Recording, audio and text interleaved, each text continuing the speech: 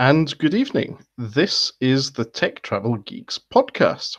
I'm one of your hosts, Matteo, Chief Mobile Opinionist, and today I'm with Lukasz, our Chief Aperture Officer. Good evening, Lukasz. Hey, Matteo, how's it going? Good, thanks. In this early November week, we have another awesome guest. So please welcome to the Tech Travel Geeks podcast, Cate McAnulty. Good evening, Kate. Hi, Matteo and Lukasz. How are you guys doing? Good, thanks. Thank you for joining us on the podcast to talk about yourself. No problem. Long time no see. Exactly. To give our listeners a bit of context, Catherine is a colleague of ours in the Edinburgh office, and we work together day by day and often are on very similar calls to this. Yeah. So let's just keep the day rolling and find out who Cate McAnulty is. Kate, tell us about yourself. Who are you? Yeah, no problem. Kate. Thank you. I go by Kate, not Catherine. I'm from Norfolk, Virginia. Born and raised there. I went to college in Roanoke, Virginia. Worked my first year out of college in Richmond, Virginia. So I have a lot to say about the state of Virginia if there are any questions coming up. And yeah, after my first year out of university, I think I just thought if I kept working the same job I was working, I really liked it, that I would maybe stay there forever. So I applied for graduate school in Galway, moved there for a year, came to Edinburgh for the summer. I just wanted to be a part of the film festival. And that was 10 years ago. I never left. I should say my father's from Belfast, Northern Ireland. So I have dual citizenship, 2 passports. I was able to do that quite easily. I know it's a lot harder for most people. Very good. So you moved from Virginia, USA, which is on which coast? The East Coast. I'm in the southeastern part of the state. And then I went to college in the West, lived in the middle for a year. So besides the northern part, I've done it. Very good. And so you've moved from Virginia to Europe, and you're now settled in Edinburgh. Yes, correct. What's the thing you miss the most from Virginia, apart from family, pets, friends? Ooh, Oprah. That's a good question. Because it changes all the time. I think, I mean, there's just, I guess there's some movies that don't come out here that I'll miss when that happens. In the summer, it never gets really hot here. We have beautiful weather, but there is something about like kind of opening the door from an AC, just that blast of heat. For a second, it feels good. It pretty quickly starts to feel awful, but there's like a second. And I went home this summer, and I don't often. It was only, I think, twice I've done that in the last 10 years. And so I kind of found myself like kind of just like popping outside really quick and back in. Just I like feeling that contrast. So that's something. I'm sure once this podcast is over, I'll think of many things better than that. Very the good. Peanut butter aisle in the grocery store. How about that? That's a very good one. So apart from peanut butter and that feeling of warmth, is Norfolk, Virginia sort of humid climate, or is it a slightly drier one? My understanding is that it's on the coast. Yeah, it's really humid. So the summer we get like big thunderstorms, and then it feels like kind of steam coming off the street. So it's almost worse when it rains. Like a dry heat, I think, would be more comfortable. And then because of those thunderstorms, we get a lot of mosquitoes as well. So while I said that the heat was the thing I missed, it can be pretty miserable too. So you prefer Scotland's coldish damp? I do, but here when we have a nice day, you're hot inside because nobody is like really AC. So, it's a give and take. It's give and take. Perfect. Very good. And how did you travel from Virginia to Ireland the first time? I took a one-way, $276 Aer Lingus flight.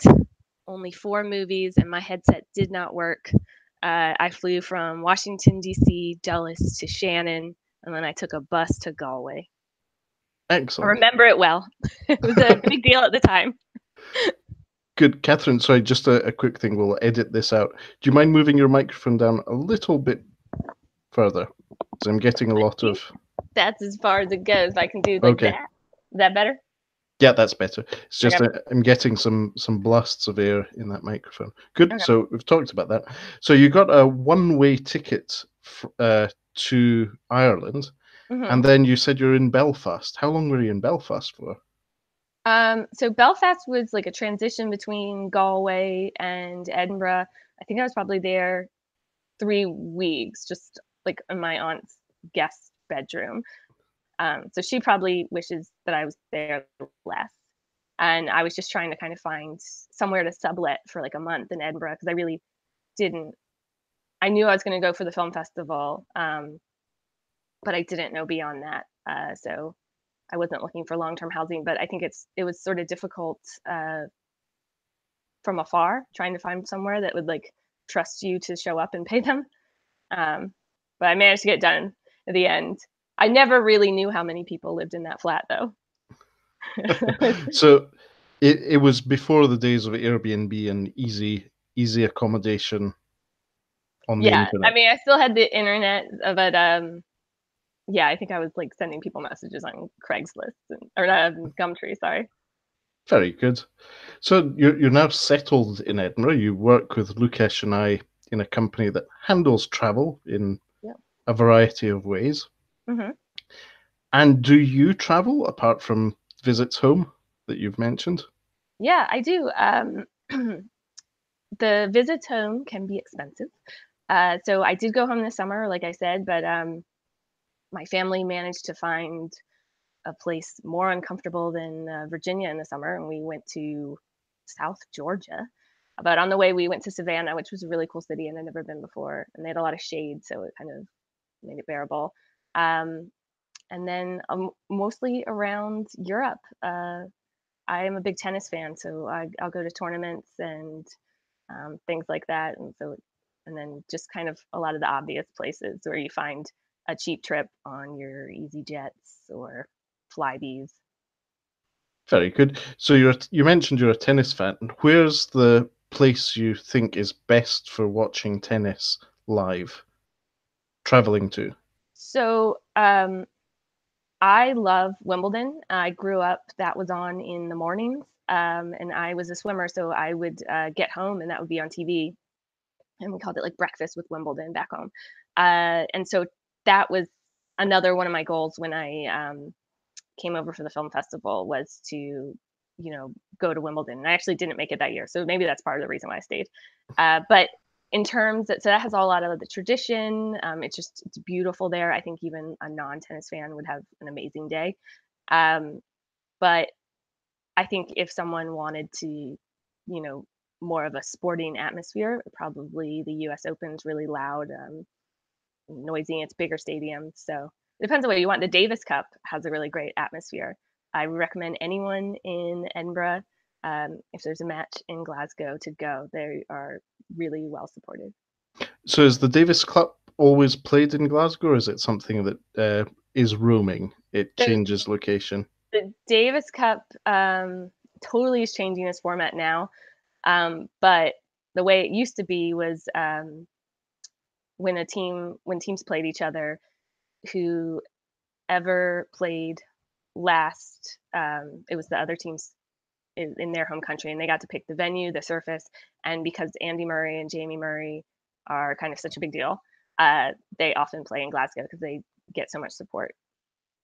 That's good. So Yeah. Davis Cup, the tennis Davis Cup is a good thing if you're passionate about tennis. It's a good excuse to travel around Europe and the world.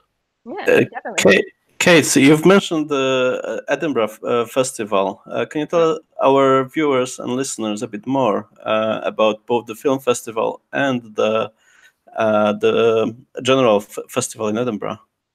Yeah, sure. So the Fringe Festival is huge. It happens the whole month of August every year, and I think the population of Edinburgh doubles. There's hundreds of shows every day, mostly comedy, but I mean, you can find kind of anything your heart desires, really. And sort of everywhere becomes a venue. like I've seen shows that are just put on like in public restrooms.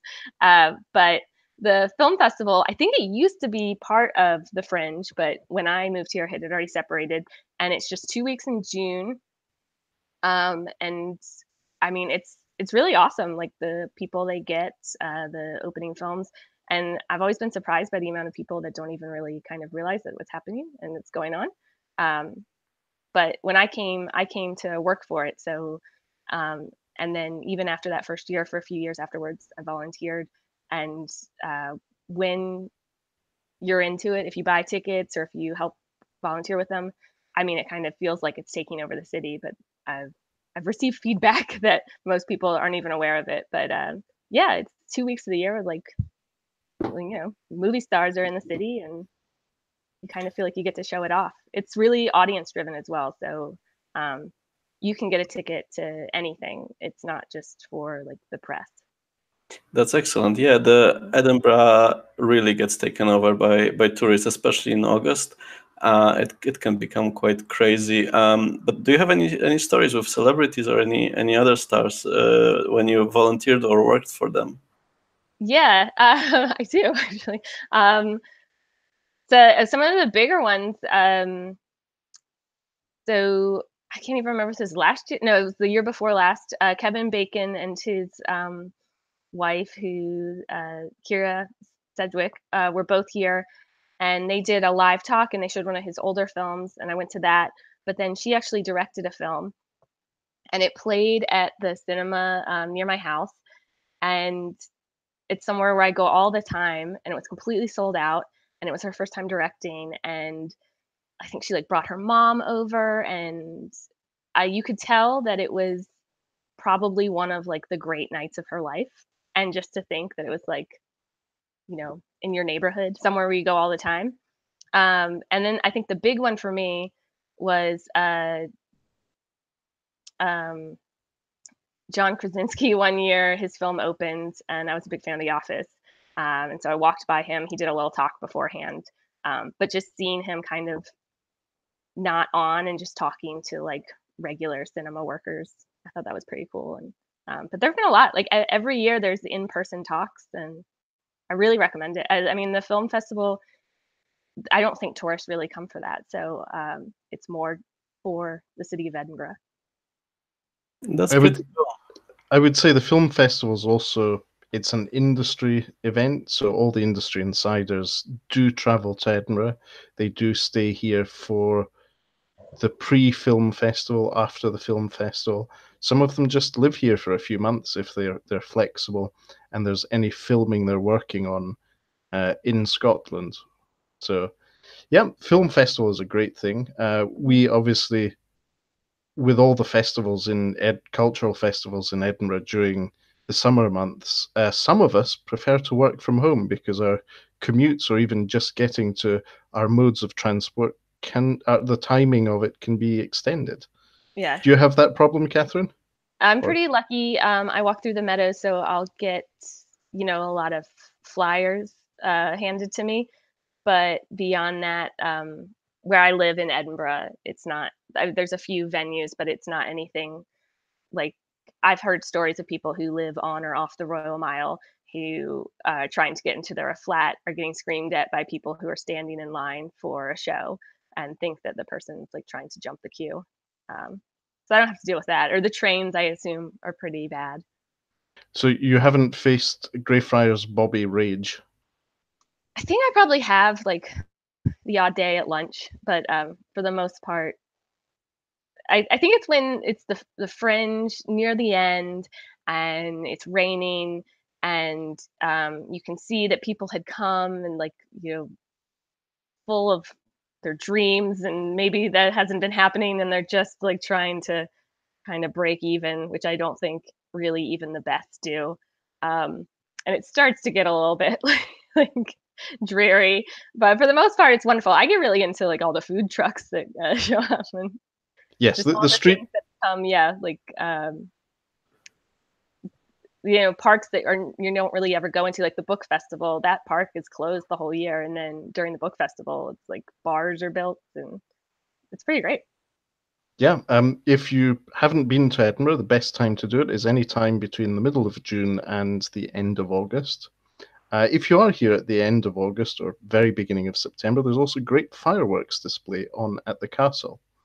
And that's part of the Edinburgh International Festival, which is yet another cultural one. Yeah, that's great too. I always like kind of push that in with the Fringe, but that uh, you know, some just like the world's best musicians and operas and plays. I think the best theater I've ever seen in Edinburgh has always come with that. They've come over from other places. That's great. So, obviously you travelled here, you liked Edinburgh, you settled down. Sounds very familiar, doesn't it, Lukasz? Yeah. I've done the same. Well, I came here just for a year or two, I think, but I came for work, and yeah, I overstayed my initial welcome, and after spending a week in a 10-person dorm, I decided it's fun.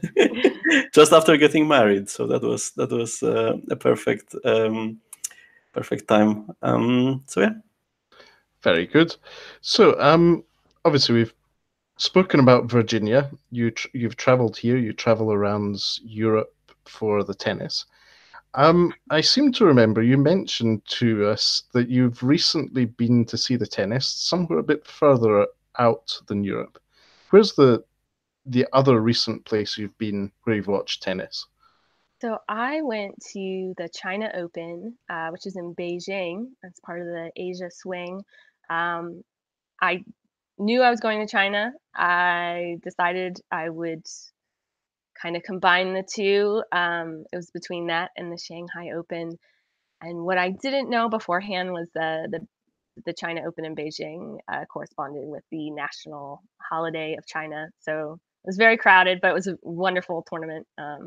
And I did, yeah, I got to.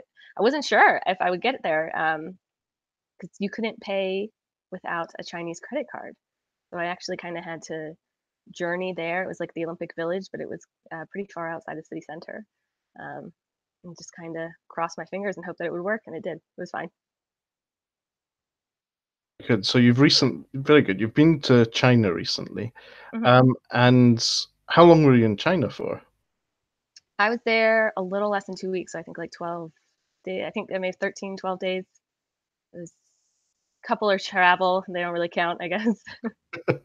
So, Probably 12 days in China. so you mentioned you're in Beijing. Were you also in Shanghai?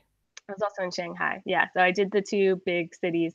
Once I found out that I was going during the holiday, all of the recommendations were avoid tourist places, avoid small touristy towns, avoid the train. So I it definitely altered the way I traveled, but I actually kind of think in a good way because there was so much to see in both of those cities, and maybe I would have kind of tried to rush them by trying Yeah. to do day trips. We almost met in China, right? I was Yeah, there a week before you, I think. yeah. I And waited we for you on kind the wall, and you never showed up. sorry, I must have gone the wrong way. Yeah. And I missed the craziness of the holiday season. But I saw some footage from my friend went to Hong Kong, and she saw some amazing fireworks. Did you get to see any of that in China? I sure didn't. There were no fireworks. I I didn't. I didn't even hear any. I actually somebody one of my friends before I left asked someone in China, so it's your national holiday. Is there anything like cool going on? Any festivals? And they just replied no. The one word answer. Um, so I've to my knowledge, besides the thousands of people, there wasn't anything. It wasn't like the festival where it was just they were there to see the Great Wall, Tiananmen Square, and so the way I actually traveled was I flew to Beijing. I had a few days there. Then I went to Shanghai. I had a few days there before the madness. the madness started in Shanghai, and then I went back to Beijing. And during those periods in both cities, I was sure to already have done like the big kind of touristy things that I wanted to do. So I was more like a little bit off the beaten track, which is why I'm kind of, in a way, thankful that it happened that way. Yeah, from what I understand, what it looks like is they just have free time and they want to see their families, so they go back to their hometowns. They meet together with their relatives, and they just relax. They don't have any special events, but that's good for them. Yeah.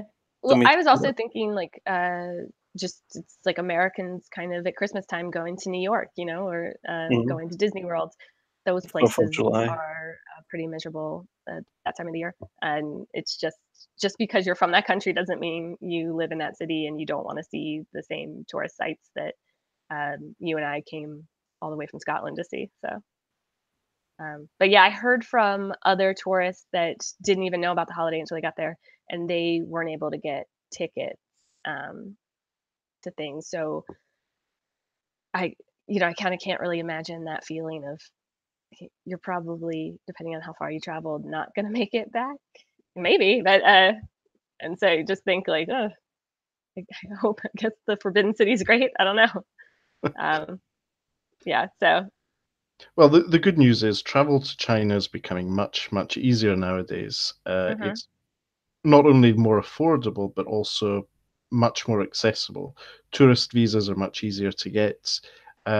The travel within China, so you don't have to fly everywhere. You can get trains, from what I understand. How did you get between Beijing and Shanghai? So I took the train from Beijing to Shanghai. That was before the holiday started. And then I flew back because I just thought that would. I heard that trains get frequently canceled, and I just thought it's probably, if that was to happen, less of a hassle at the airport. And it turned out, I mean, I don't know how the train station would have been, but the airport was completely fine. I got there way earlier than necessary. And I mean, just in terms of accessibility, I took the direct flight from Edinburgh to Beijing. That's a new thing that they're doing.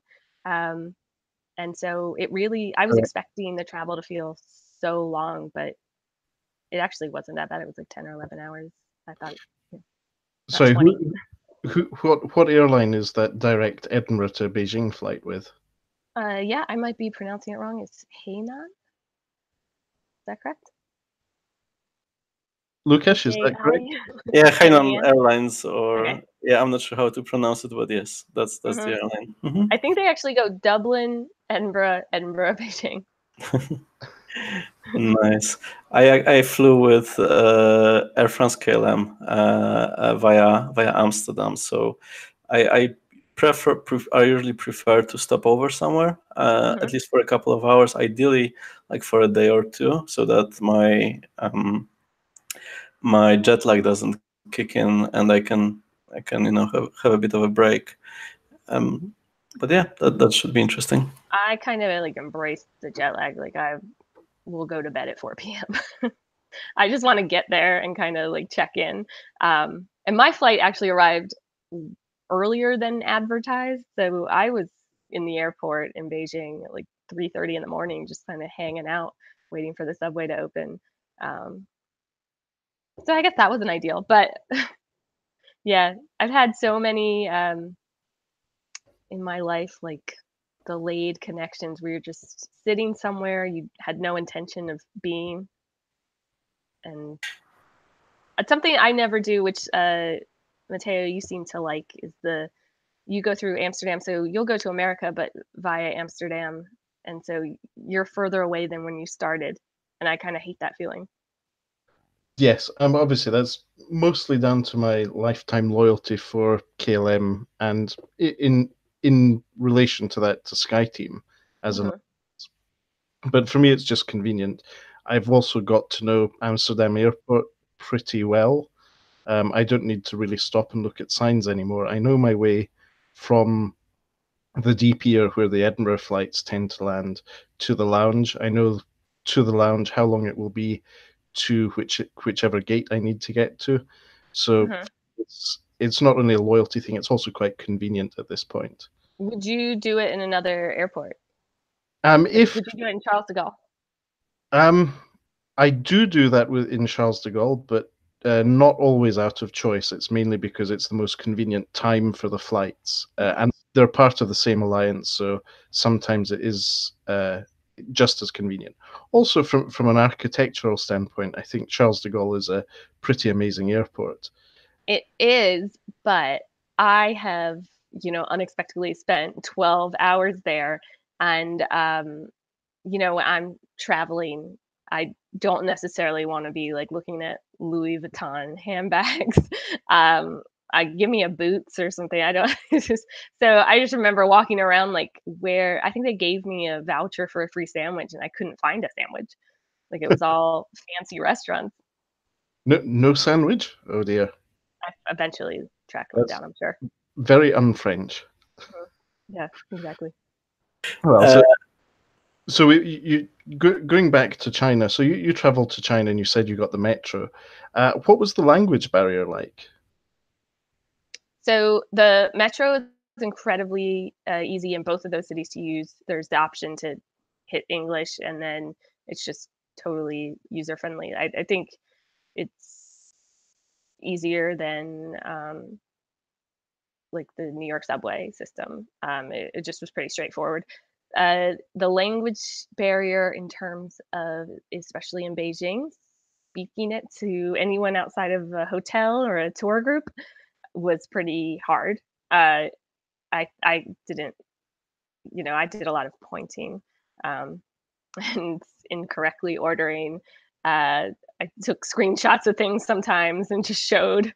But it was a bit better in Shanghai. But yeah, I really only learned hello and thank you. And, I got back okay.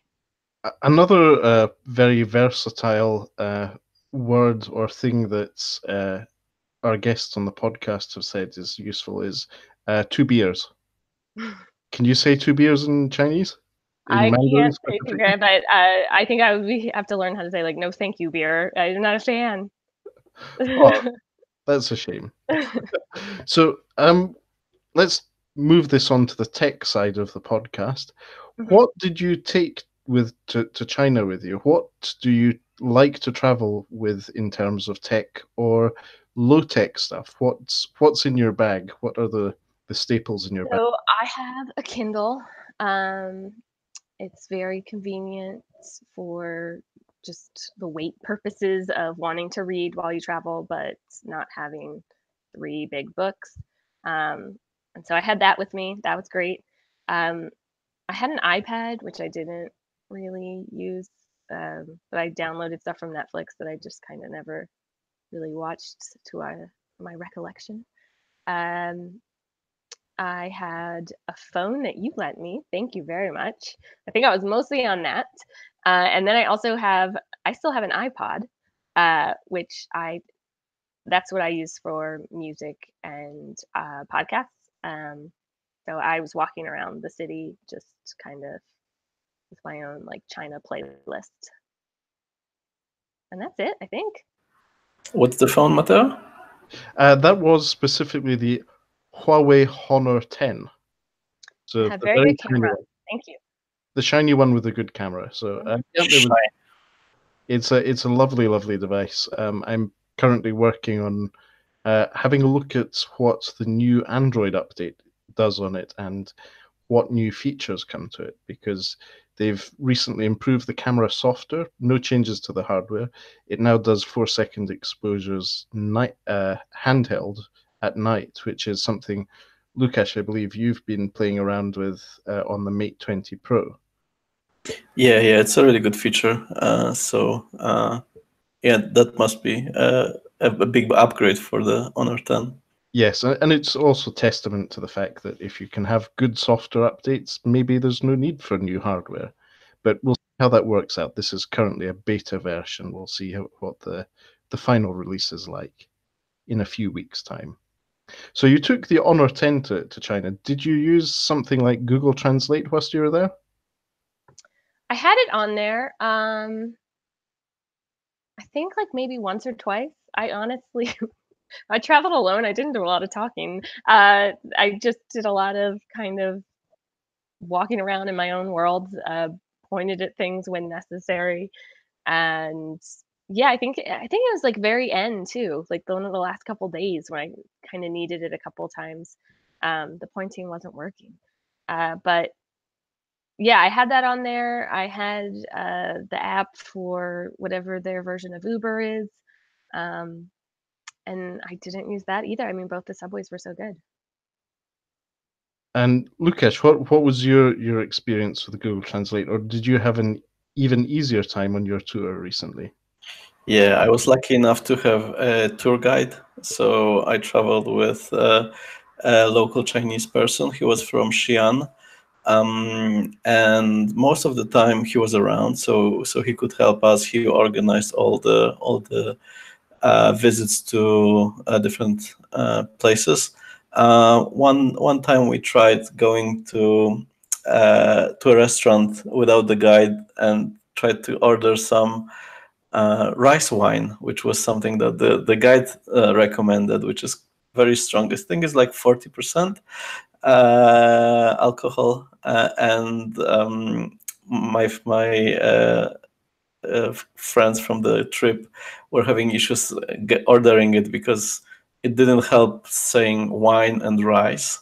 They just didn't understand it. It's more like vodka than wine. So I don't think we got this at that time, and I didn't have VPN during that time because the VPN I was trying to connect to wouldn't let me in.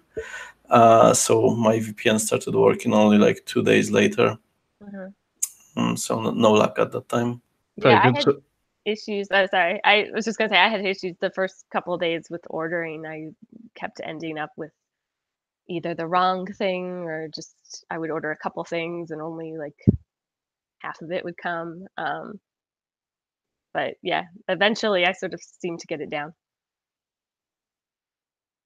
very good. And did you use a VPN whilst you were in China, Kate? Yeah, I used Express VPN. I did the 30-day free, and it worked wonderfully. You know, every now and then it would go down, but I was expecting to have more trouble. I think I was really thinking I was going to get over there, and everything that everybody said was like imperative to have, that it just wouldn't work. And that wasn't an issue really. So we have received reports not only from people who have traveled to China recently, but also from ExpressVPN themselves about issues with using this VPN service in China. Lukasz, do you want to tell us more about that? Yeah, quite recently, just a few days ago, I think I actually received an email from them saying they were having some issues connecting users within China, but I think it was quickly resolved. From what I know, they use Tor, which is part of the dark net. This is a distributed peer-to-peer VPN, which provides probably the highest security, but has been used in the past for different purposes than not necessarily legal. So they use Tor as one of their backends, and I'm not sure if it was a problem of Tor at that time or with their normal VPN connection, usually to Hong Kong or somewhere else. But yeah, I think it works now. I also tried two other VPN services. One was like a more of a browser extension, and didn't have too much luck. But ExpressVPN has been fantastic for me. Yeah, I didn't have issues with it. I did see some of the hotel rooms I stayed in would have like a kind of a letter on the desk that was letting tourists know that those VPNs are illegal and they shouldn't be used. So I just kind of pretended I didn't glance at that. Yes, it's an interesting point. I'm going to China next week, and I would like to be able to share some of my experiences on social media, and also with family and friends in Europe. So I will be trying out different solutions and reporting back on how they work. I'm also going to try a little experiment on setting up my own one on my home internet connection and seeing how that works. So leaving on a little server and seeing how that performs. But we'll see. That's all coming up on Tech Travel Geeks at some point. So, Catherine, what was the highlight of your trip to China apart from the tennis? Definitely I think the little kind of tours that I set up to avoid the masses. I took two really excellent food tours that were just like these kind of small things that I found on Airbnb. One, it was just a local guide, a young guy, and me and another man, and kind of we got to go down all these like back streets, little neighborhoods in Shanghai that I wouldn't have seen, and just eat kind of like the most amazing dumplings that were being sold by, it seems like somebody's grandmother out of her kitchen window. Um, and then the same in Beijing. It was a bigger group. There were like 10 or 12 of us. And it was two just guides, and that was some of the best food I ate on the whole trip. My last night I went back, and one of the restaurants and one of the exact same meals, and I just thought I want that to be my last meal in China. I want to make sure I kind of go out with a bang. And then the most fun I had, I would say, is I did a nighttime cycling tour in Shanghai that was absolutely ridiculous, and there was no safety whatsoever. It was one crazy guide, me and two like German businessmen. It was supposed to be 3 hours. She decided that she wanted to go 4.5, and it was just her weaving us in between buses and pedestrians up on the sidewalk, mopeds flying by. And the first 20 minutes of that were probably like the scariest experience of my life. And then I don't know, I just came over like this overwhelming peace, and I just trusted her for some reason, and I went for it. And I that was a blast. It was, and I feel like I saw Shanghai like way more than I would have had I not done that. Good. So you saw Shanghai along with your life story from birth to that bus. Yeah, so my life flashed before my eyes, and I was like, yeah, it's not that interesting. I better like kind of shake things up here. So Like, what a way! It's a better way to go out than just walking across the street. very good. And so you mentioned that this was an Airbnb experience. How did you find the whole looking for experiences and tours and guides on Airbnb, and how did you go about it? Did you do it whilst you were in China, or did you do it before you went to I China? did it before. I was really kind of worried about the busy holiday that they were having. All of the feedback and advice I was getting was nobody was telling me anything reassuring. I would ask somebody, or would read a message board, and it would say, "Is it really as bad as they say?" And people would be like, "No, it's worse than you could imagine." And so I thought I really have to kind of schedule things in. And so I think originally was looking at Airbnb for places to stay. And that's when I saw the experiences. I didn't even know they did that. Uh, and I found them all great. I did four, those three that I just mentioned, and then I also did like a calligraphy class in just like this local artist studio. Um, that turned out to be kind of funny because I think it was for a younger demographic and definitely a Chinese one. So, but I got through it. And again, it was in a neighborhood that I would not have seen or found or gone to probably had I not done that. And the people were lovely, I think, unless they were saying something rude that I didn't understand. Uh, but yeah, I really recommend it. Especially the food tours. I have now been looking even in Edinburgh at doing some, and just cities back home that I frequently go to where friends live, like just something to do that's different. I thought they were a lot of fun, and you meet people and eat things you would never order otherwise. So can anyone start a tour like this, or do you need some I permissions? think you do. I think you need permissions because so I think what I gathered, I didn't know really what they were when I signed up, but when I was talking to other people that were doing them, they didn't sign up through Airbnb, and the some of the people that were newer were really kind of enthusiastic about us leaving reviews, because I think they have to maintain something to be, it's, I don't think anybody can just cruise people through the streets of Shanghai on a bike, although it did feel like that. It felt like I was just following a random person. But I gave her 5 stars. Very good. I'm sure that was appreciated. Yeah, no, I had fun. So, a top tip for our listeners: if you're looking for experiences and to really live the Airbnb value of living like a local or experiencing a place like a local, Airbnb do experiences as well as accommodation, ranging from cookery courses to calligraphy courses to walking tours to cycling tours. It's quite an interesting thing. And I'm currently looking through different foods tours of Guangzhou.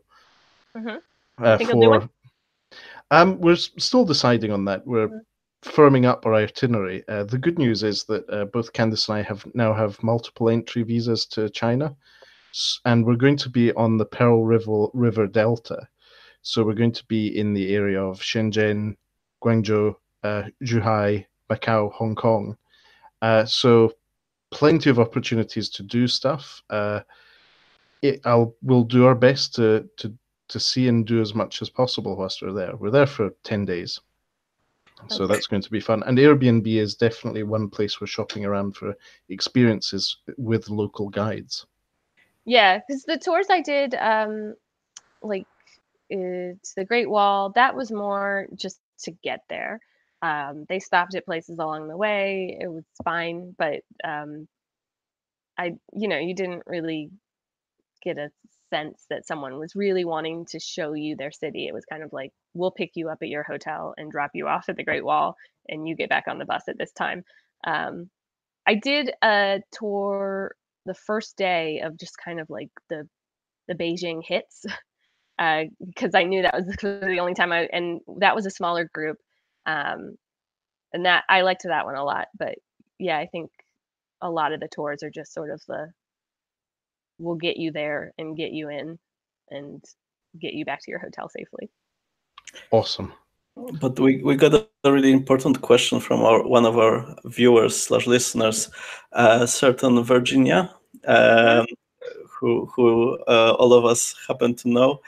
She's asking you to teach us and all of our listeners how to say hello and thank you in Chinese.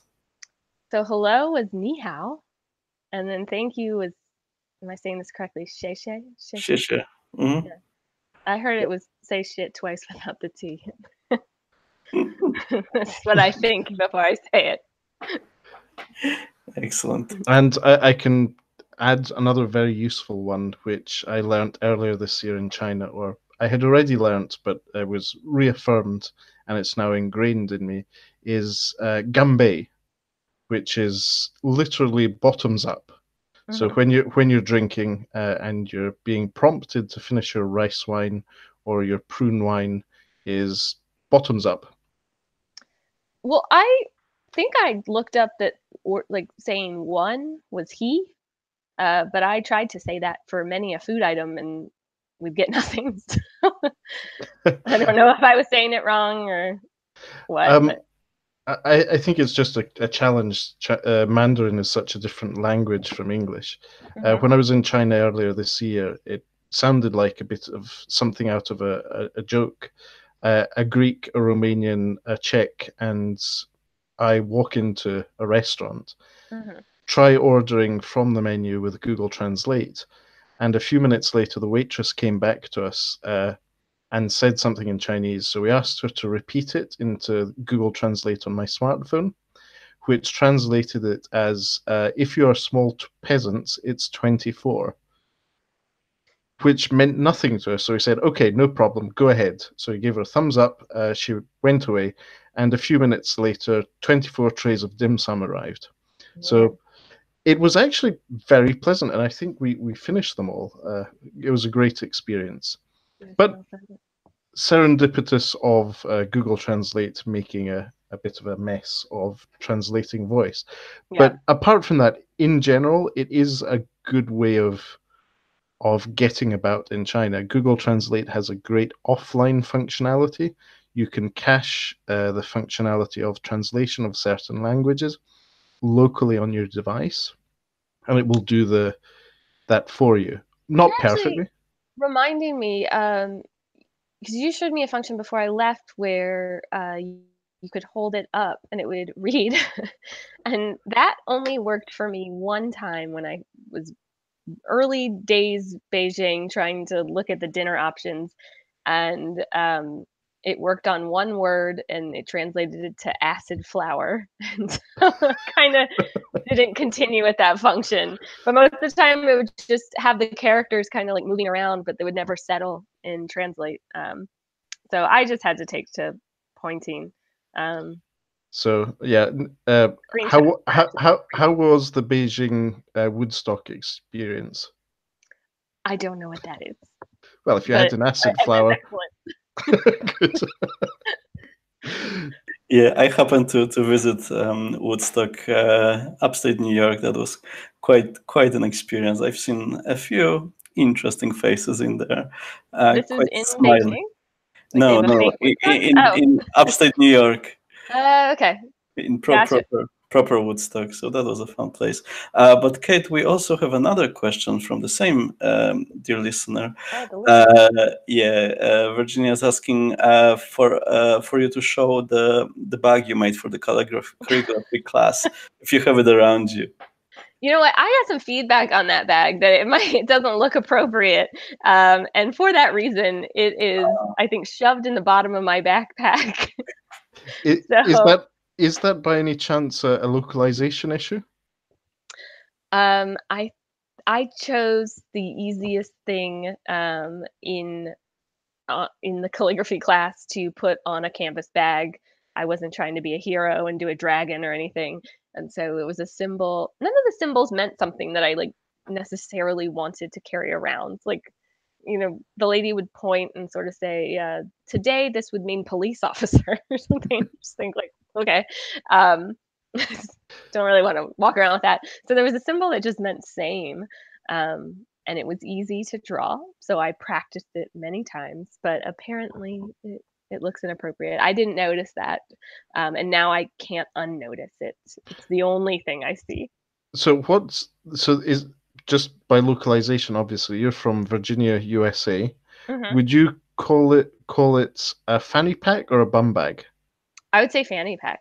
I think I studied abroad in London when I was like 20. And I remember the first day of classes, they had like somebody come in and just tell us some cultural differences. But one of the big things was, that's not what that means. They said, don't say fanny pack. And then also they said shag isn't a dance here. That nobody really talks about shagging dancing in the States either, so I don't think that's gonna be a problem. Depends on how you define dancing, I guess. Yeah, I guess so. Yeah, that's true. Well, you mentioned Kevin Bacon earlier. I'm sure there's something about dancing in there. Yeah. So, okay, hopefully it's one of our listeners, or I'll find out in the next week or so. How do you say fanny pack or bum bag in Chinese? How do you say it in Mandarin? I will report back on a future episode of the Tech Travel Geeks. Yeah, because those are coming back in fashion. Oh, they definitely are. And if you go on to my favorite Chinese shopping website, aliexpress.com, you can find lots of different ones.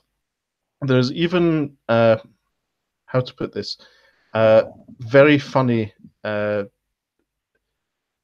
beer belly look-alike fanny pack or bum bag, which is very amusing. I saw it. I'll share that as a link in this YouTube description and in the podcast show notes. It just cracked me up. The things you can find on AliExpress are often excellent. It's not just phone cases, phone accessories, wireless chargers. There's all sorts of wonderful things on AliExpress.com. Full disclosure, they are not sponsors of the show, but if Jack Ma is listening, please do send us an email. We'd love to work with you. So, what did you buy in China? Did you do any shopping whilst you were there? I bought 3 things. I bought a pair of socks for my friend at the China Open, because one of her favorite players, I got like pretty close up, and so I was kind of cruelly sending pictures and taunting her with the fact that I was near her boyfriend. And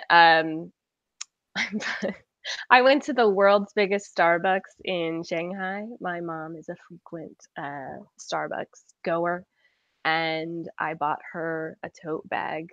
I bought a T-shirt for myself somewhere, I think in a museum. Other than that, yeah, I just brought a chocolate back from the office from duty free that was not good at all. What was Starbucks like in Beijing? Well, so in Shanghai, they're everywhere. And then there was one actually right next to the first hotel I stayed in Beijing, and they are very popular. But in Shanghai, those were places actually everywhere where people spoke English, because the one near my hotel, I frequently in the morning, that was the only place open to get a coffee before those tours, and I was like desperately jet lagged. But yeah, I kind of heard a lot of backlash from people, particularly in Shanghai, about how many there were. And one of the most important things to me in both cities was like finding like the good coffee. And yeah, in Shanghai it was a bit easier, but you kind of did, I feel like, had to go a little bit off the beaten track, kind of track down the independently owned ones. Did you try any of the local independently owned coffee places? Yeah, if you're in Shanghai, Seesaw Coffee was the best that I had. Seesaw Coffee, excellent. Yeah, it was really good, and they do it all there. Excellent. And how did you pay for your coffee? I paid for everything with cash except for the tennis tickets. It was just easier, and yeah, I don't have any Chinese credit cards. I didn't have any money on WeChat, and I didn't want to really deal with the do you accept this card? So cash was kind of king, was accepted everywhere. What's your plan, People Matteo? were happy to get it. What's your plan, Matteo, for payments? So I'm going to be in Shenzhen, so I'm going to take some cash. I'm going to load my Monzo card with more money to take out cash there if needed. But I'm going to attempt to get credit in my WeChat account. So I've had WeChat for years now, and I believe I'm in a good enough standing that I will be allowed to load credit on it. But the issue is I do not have a Chinese bank account, so the way this transaction is going to have to work is that I will need to either give someone or transfer someone money. They will then send it to me as a payment or as a transfer into my WeChat account, and that should enable me to make mobile payments. We've discussed this, I believe, in many other podcasts I've been on. I'm personally a great proponent of the Chinese solution for mobile payments, which is all QR code based. It's not the over-engineered NFC, Apple Pay, or Google Pay solution. It's a much simpler, much more straightforward, and arguably more secure system where either the shop has a static QR code, they tell you how much you need to pay, you put it into the app, and then take a picture of the QR code to send that amount to the shopkeeper. Or they will show you a dynamic QR code generated either on their smartphone, tablet, or on the till itself. You then just take a picture of that QR code and the exact amount gets taken from your account. So it's a much simpler solution to mobile payments, and apparently all the rage in China. That use of cash in China over the last few years has suddenly dropped because everyone's using these mobile payment solutions, primarily Alipay, the Alibaba Group payment system, which is also tied to their trading platform, and WeChat Pay, which is the government-backed instant messenger. Cate, when you were in China, did you use WeChat? I downloaded WeChat and I had one conversation with a tour guide to ask, "Where are you?" And he replied, "Running late." And then on one of the tours, I met someone who was going to be in Shanghai.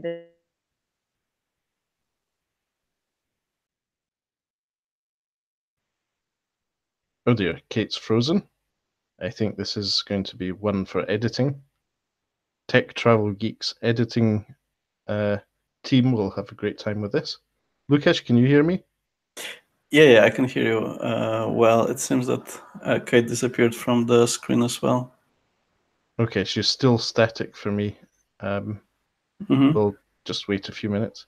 How about you, Lukasz? When you were in China, were you using WeChat and Alipay, or? Well, I used WeChat just as the app for communication. We set up a group within the tour as well, so we exchanged a few messages and photos. But for payments, I used Monzo mostly, and cash. So when I could, I used Monzo because there's zero extra conversion rate. And normally I just would use cash. But the most interesting story I heard, actually, coming back to your discussion about WeChat payments and online and mobile payments, was someone I spoke to said that they were. Someone thought they were not Chinese. Someone thought they were not Chinese because they were not using mobile payments. So they spoke Chinese, they looked Chinese, but someone recognized they don't live in China permanently, but they just visiting from another country because they didn't have WeChat and WeChat payments. So they literally said, you look Chinese, you sound Chinese, but you are not Chinese, which was quite eye-opening to me. Yes, WeChat is obviously the Tencent messaging platform, which is now the everything app for most people. People don't buy internet allowances for their mobile connections. They are specifically buy WeChat allowances. And it's also turning into a form of identification. You don't need to carry an ID card or a passport with you if you're in China. You can just use your WeChat QR code. It's because you're verified through your government ID and your bank account. It's as secure, if not more secure than a paper ID, which is one of the ways China is way ahead of us in terms of this technological adoption.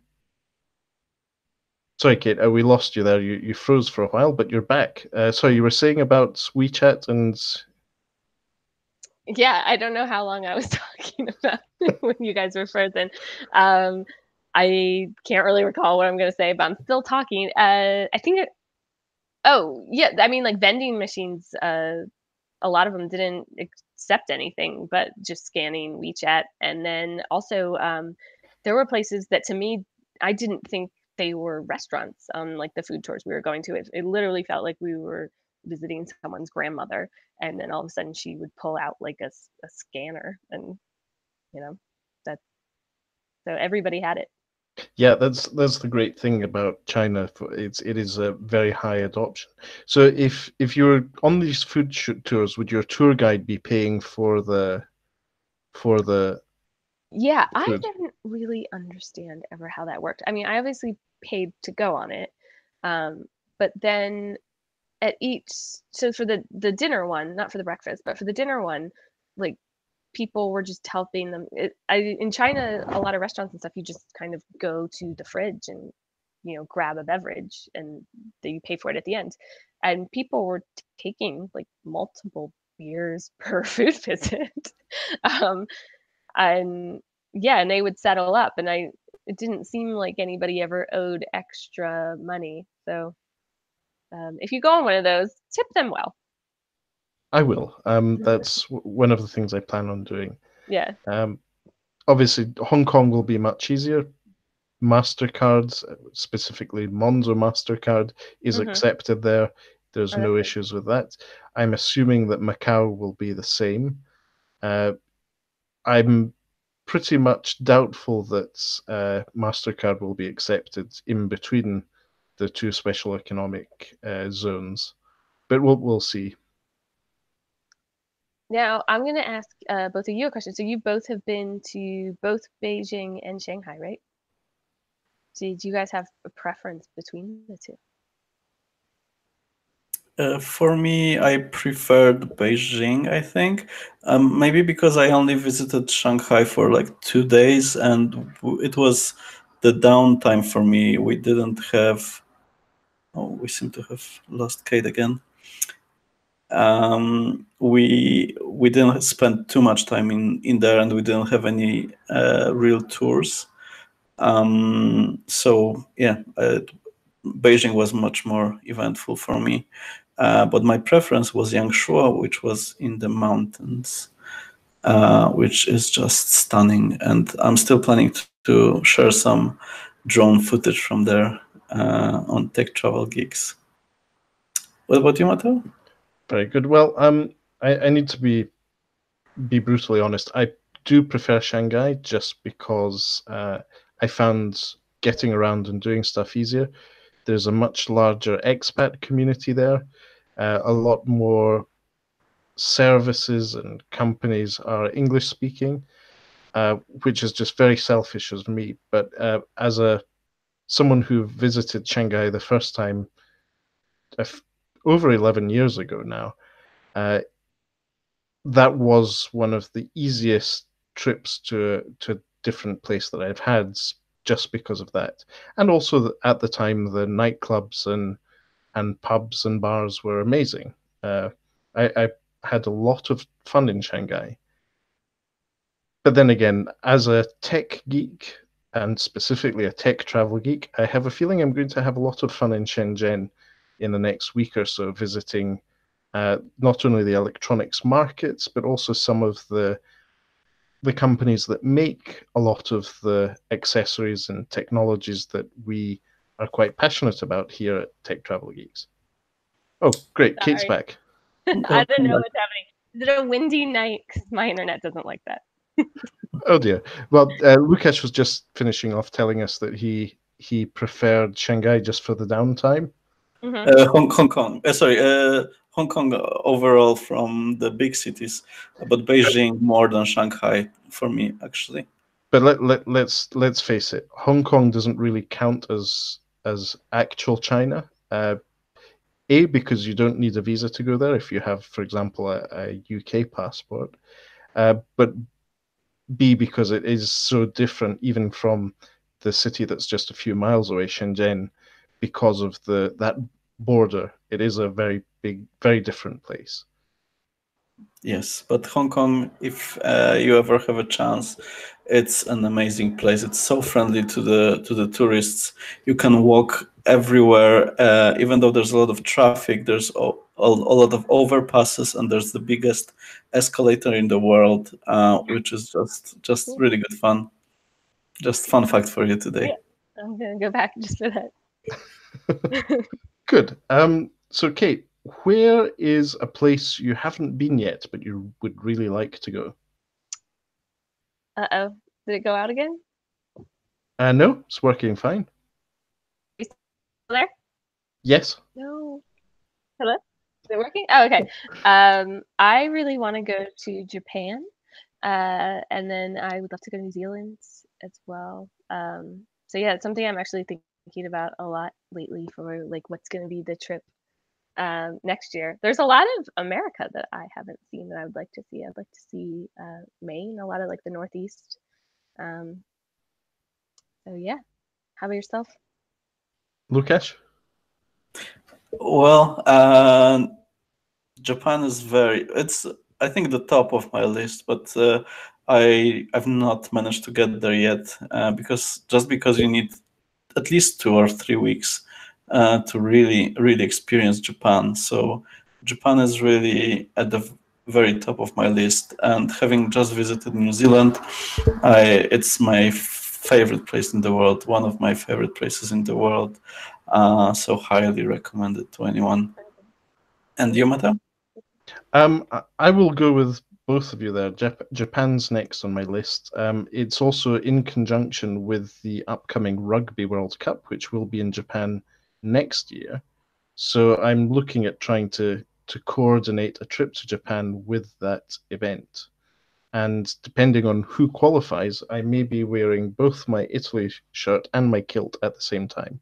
Who knows? I briefly thought about, I could go to like the Tokyo 2020 Olympics, and then I thought, do I just like enjoy going to places when it's just absolutely jam packed? So I'll watch it from home. So who will you be supporting in the Olympics? Team America? So I will cheer for it. It depends. My family growing up, we always cheered for Ireland to get any medal. Like we would check the paper before the internet, in the morning of, and be like, "Ooh, got a bronze in dressage," and so that's always like kind of just any medal. They've never won a medal at all in the Winter Olympics, and anything that is brought home, no matter what color in the summer, is just celebrated.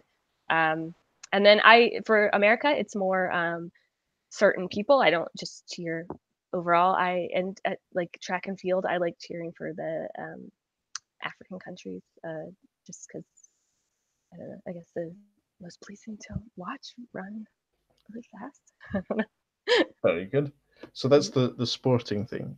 And what's your so you've mentioned Japan. What's your next already planned trip? Sorry, it cut out. Did you say what's my trip? Yes, what's your next trip that you've already planned? Well, I'm going to the borders at Christmas with my family, with the other family, and then planned. I don't think I have.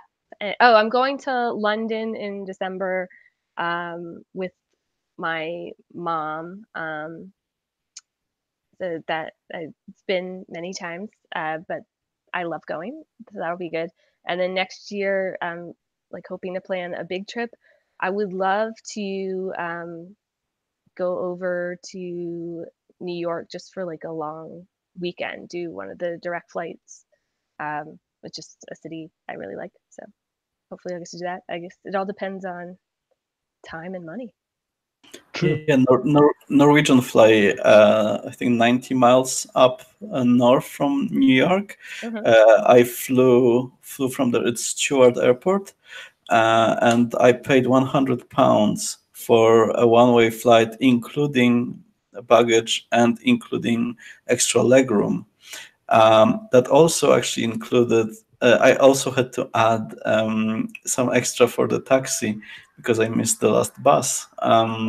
So you need to plan well and in advance, and don't spend too much time walking around Manhattan like I did. Yeah.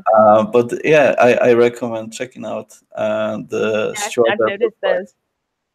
There's multiple Norwegian, just kind of like, to me, sort of random destinations, and they have like these direct cheap flights from Edinburgh now. I think like Providence, Rhode Island is one. Yeah.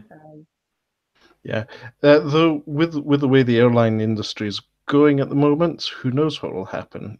Breaking news: if we had a bumper for this, we would play it now. WoW Air, which specialize in low-cost flights from Europe to the US, and more specifically the Europe to the West Coast and Florida, West Coast of the US and Florida, have just been bought by Iceland Air.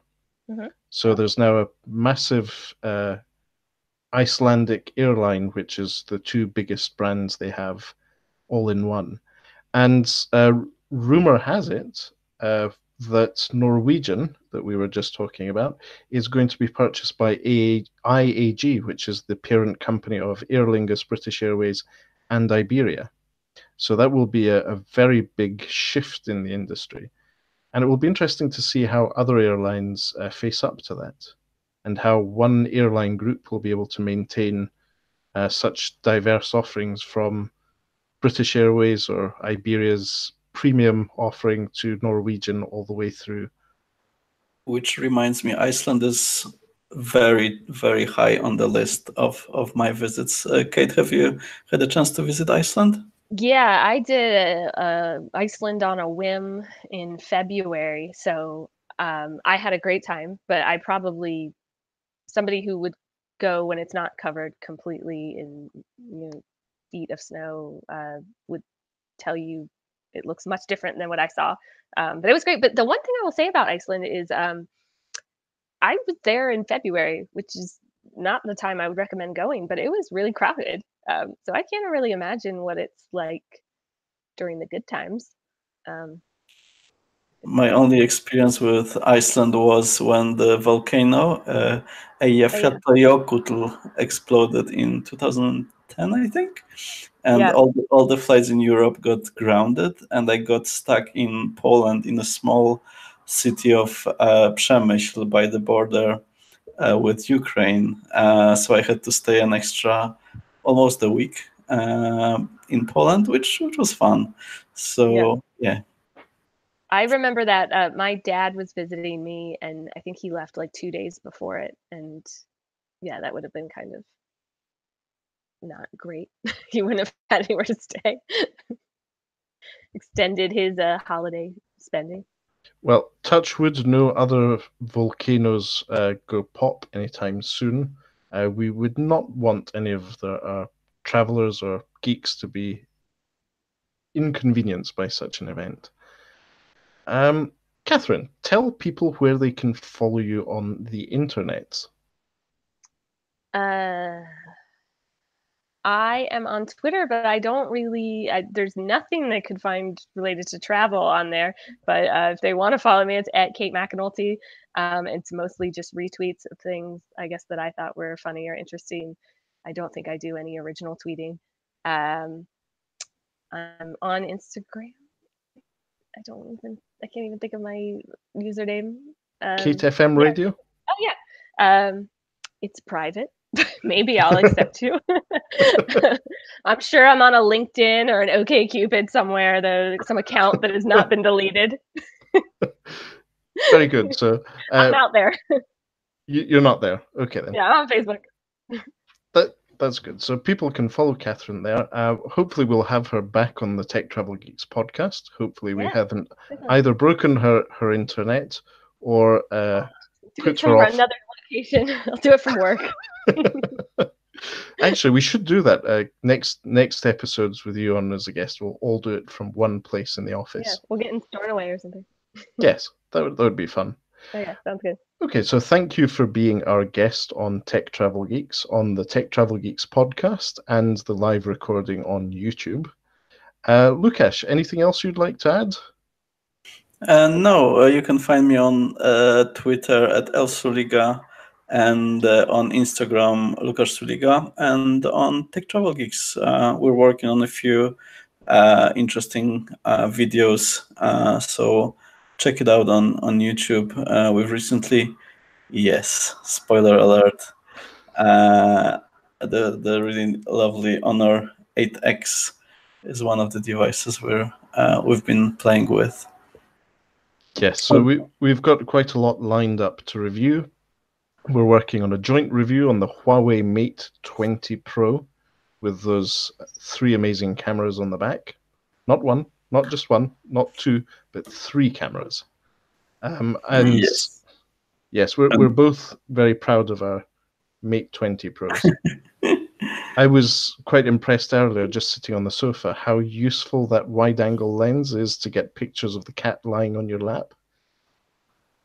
It's impressive. So more on that on techtravelgeeks.com, and the videos and sample videos and unboxings here on YouTube at the YouTube Tech Travel Geeks channel. If you haven't already, please do subscribe to see our latest productions hitting the internet. And thank you for listening. If you're listening to the audio podcast of this, you can find us wherever you get good podcasts, including Apple Podcasts, Google Podcasts, Stitcher, Pocket Casts, and more. Thanks for listening, everyone. Good night. Bye. Good night.